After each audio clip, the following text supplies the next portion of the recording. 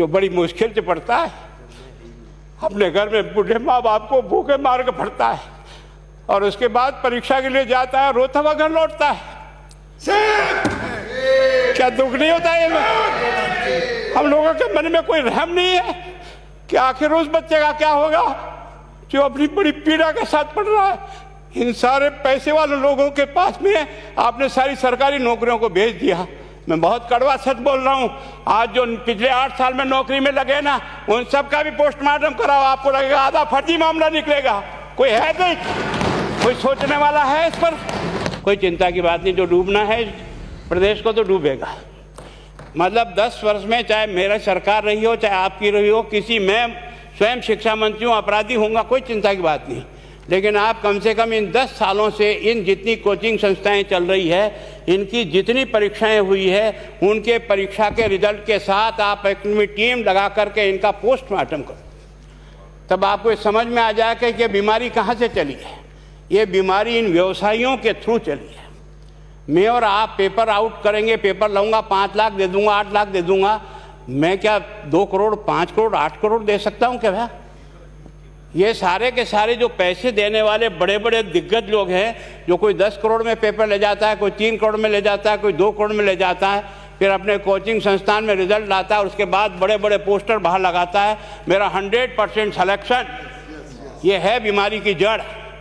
अगर मार करना चाहते हो तो यहाँ करो, तब तो जाकर के इसको कोई रोक सकोगे। बाकी से केवल मन को संतुष्ट करने का काम करो तो ये राजस्थान के उस गरीब बच्चे के साथ न्याय नहीं होगा, जो बड़ी मुश्किल से पढ़ता है, अपने घर में बूढ़े माँ बाप को भूखे मार के पढ़ता है और उसके बाद परीक्षा के लिए जाता है, रोता हुआ घर लौटता है।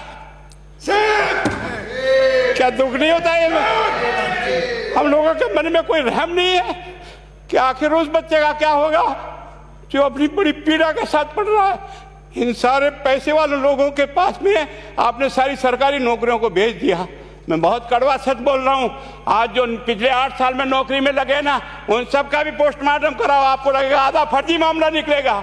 कोई है नहीं, कोई सोचने वाला है इस पर कि आखिर उसके दर्द को कौन जानेगा? है ना। जिस प्रकार से हमने परीक्षा के माध्यम से इन पैसे वाले लोगों को उतार करके सारे के सारे उन गरीबों की आशाओं के ऊपर पानी फेर दिया। रात और दिन पढ़ता है, भूखा प्यासा पढ़ता है, घर बेच करके पढ़ता है, खेत बेच करके पढ़ता है, लेकिन जब उसका सिलेक्शन नहीं होता तो जहर खा के मरता है। कोई इस पीड़ा को समझने के लिए तैयार नहीं है। और हम इस कानून को ला करके दुनिया को बताना चाह रहे हैं कि हमने इतना बड़ा कानून कर दिया, इस कानून से कुछ भी नहीं होगा। मैं आज आपको कह रहा हूं, ये जो आपने नए प्रावधान जोड़े हैं, मैं सोचता हूं कि मुझे कुछ बोलने की इच्छा नहीं, मुझे बहुत दुख है इस बात का। क्या होगा ये?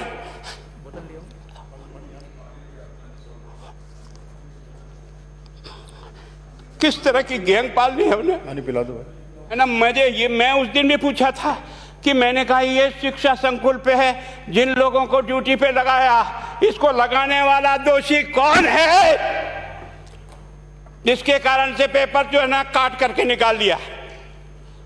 ये तो ठीक है, भाग्य हमारा अच्छा था कि सवाई माधोपुर की घटना खुट गई और एसओजी को उसमें हाथ में लग करके कुछ केस लग गया।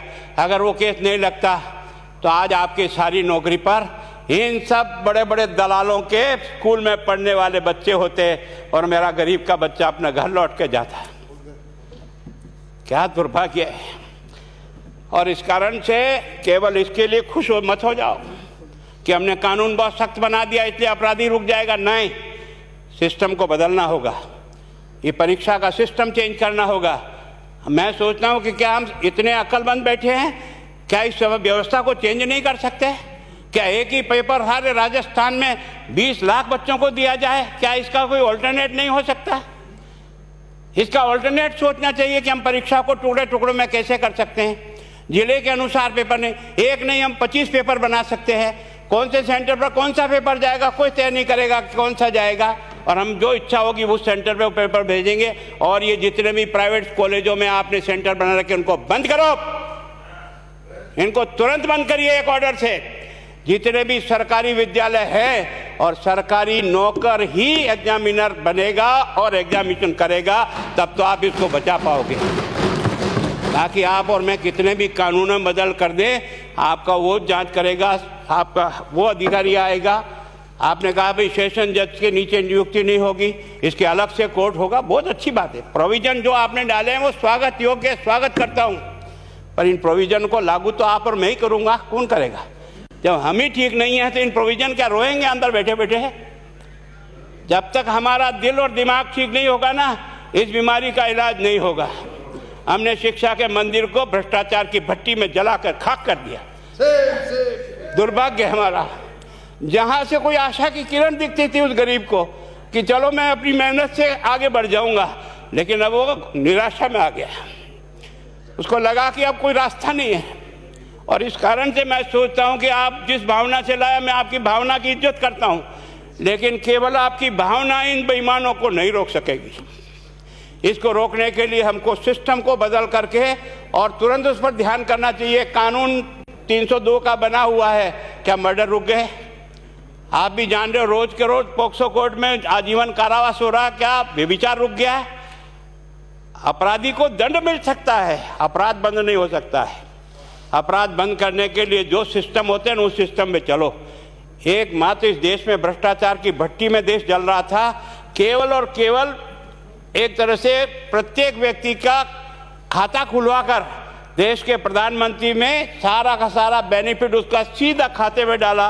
बेईमानों को चोट लगी नहीं लगी, उस तरफ अपना दिमाग बचाओ, उस तरफ अपना दिमाग लगाओ कि इस बीमारी का इलाज कहाँ है और कैसे हो, इस बारे में चिंता करने की कोशिश करो। मैं कई बार इधर सीकर और इधर गया तो मैं सोचता हूँ कोचिंग संस्थान की बिल्डिंग देंगे ना तो टोपी गिर जाए नीचे से। क्या चीज़ है यार, भगवान ने क्या लक्ष्मी वहीं बरसाई है? और जो बाकी संस्थाएं हैं उसका कारण यह है कि हमने अपनी दुकान को इतनी कमज़ोर कर दी है कि जहाँ बच्चे अच्छी तरह से शिक्षा लेकर के हम जैसे गरीब पढ़ करके यहाँ आ गए, अब वो रास्ते नहीं हैं। और इस कारण से मेरी बहुत विनम्र प्रार्थना है, इस बीमारी का इलाज चाहिए बच्चे को, कानून से नहीं होगा, कानून के अलावा होगा, और उसमें आप करें। धन्यवाद। Thank you. माननीय मंत्री महोदय। प्रिय दर्शकों, हमारे चैनल को सब्सक्राइब एवं इस वीडियो को लाइक एवं अपने आसपास के लोगों के बीच शेयर कर दें।